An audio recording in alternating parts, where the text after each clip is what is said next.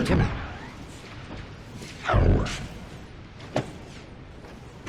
So, have you thought any more about the job? The job? Yeah. No, I'm just giving it some thought.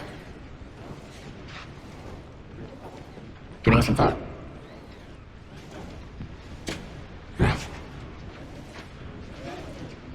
You know what? Don't bother. It seems I've upset you. So, offers off the table. You upset me? How would you upset me? You tell me.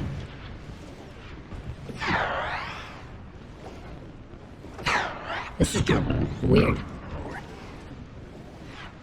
You want to know what's weird? It's weird for a job till now. And I've been trying to have bowling balls starting a car. And prostitutes sent to a booty slut.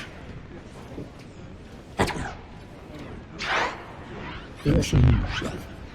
I don't know which one to use, guys, Howard, but prostitutes and bowling balls. So unhinged. Jimmy, I'm sorry I'm pain. Sorry. You're sorry. You killed my brother, and you say you're sorry. I'll tell you something. The job offer, it didn't upset me. It amused me.